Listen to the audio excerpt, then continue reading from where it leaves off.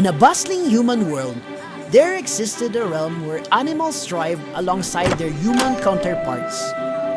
Among them was Albert, a diligent journalist whose diminutive stature belied his tenacity for seeking out stories that mattered. On this particular day, Albert sat amidst a clutter of documents, preparing for his next interview with Mrs. Kabog, a giant golden-crowned flying fox and a flagship species in the province of Sorsogon. As he pondered over his notes, a pink knock echoed through his window, drawing his attention to his intern, Theodore.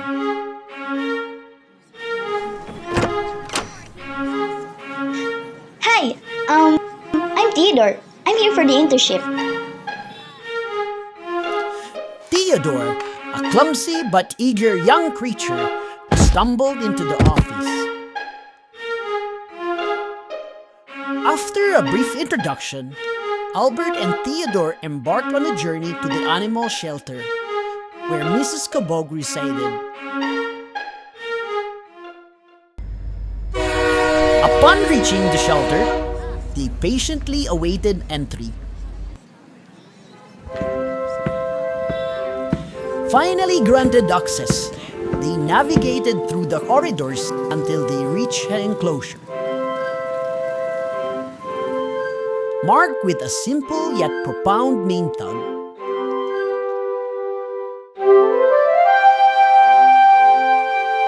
Inside the vast enclosure, Albert and Theodore marveled at the grandeur of Mrs. Kabog's domain.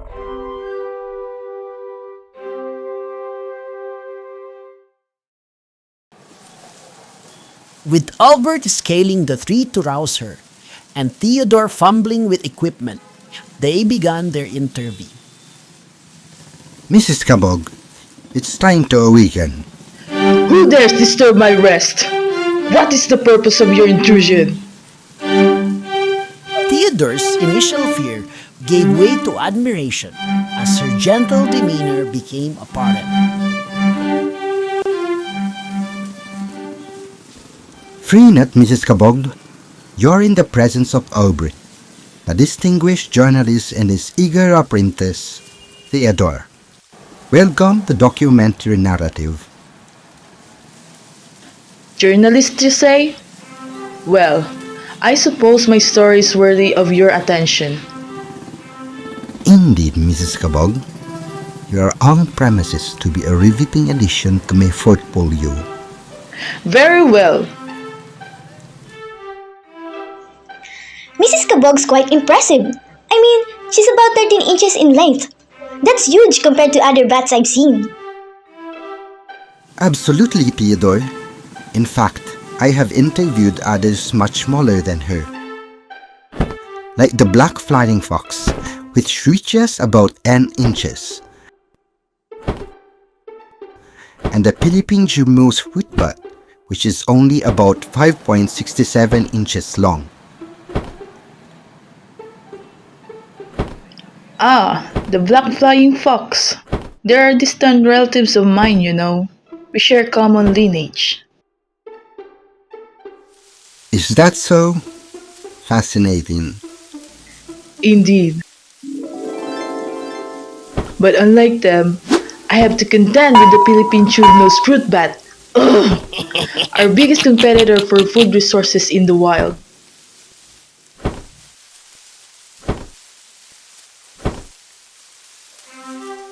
I see. Competition for resources must be challenging.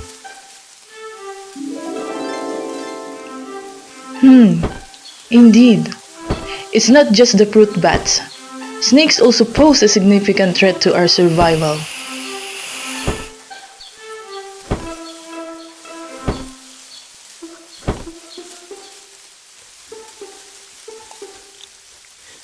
With all these challenges you mentioned, it's no wonder your population has faced such difficulties over the years. Sadly, our numbers have dwindled rapidly. But did you know, once we numbered around 120,000 in the 1920s, but now We are a mere fraction of that. We're barely scraping by with around 10,000 individuals. That's a drastic decline. What do you attribute it to? The primary reason is the effects of climate change. It has disrupted our habitat and altered the availability of food sources, making our survival increasingly difficult. With Albert leading the conversation, they listened intently as Mrs. Kabog recounted her tale of loss and survival, in the face of human-induced calamity.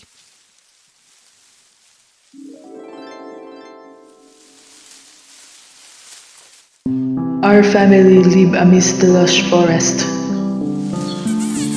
My husband and I, we thrive in harmony with nature.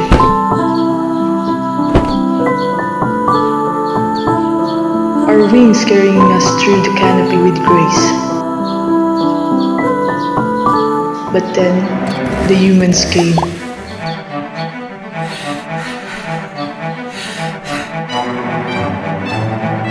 They brought their machines, their axes biting into the very heart of our home. Trees fell like giants, crashing to the earth with thunderous force. Our sanctuary was reduced to rubble, our family torn asunder.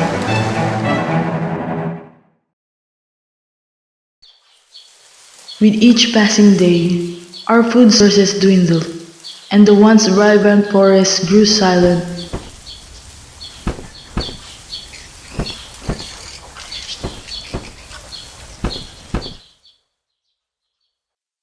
And then the final blow came. A monstrous typhoon, its fury unmatched. Our shelter was ripped apart.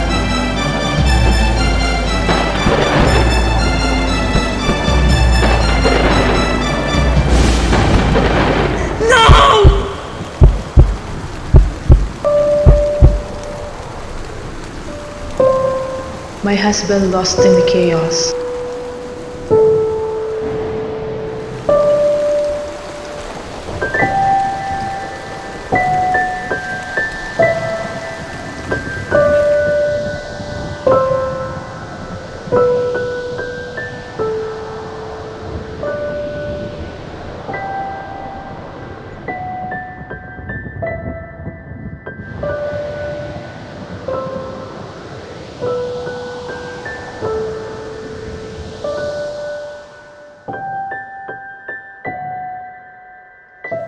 The next morning, as the sound of vehicles filled the air, the last thing I remember, before losing consciousness again, was the sensation of being placed into the enclosure.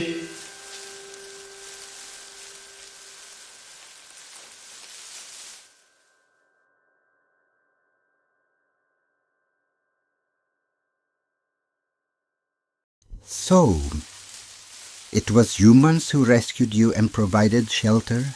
Yes, though their intentions were unclear to me at that time, it was disorienting experience to say the least. It's incredible how interconnected our worlds can be, even if we don't always understand each other's actions. As Mrs. Kabog's tale came to an end, Albert and Theodore exchanged a solemn glance. Their determination to shed light on the plight of creatures like Mrs. Kabog strengthened.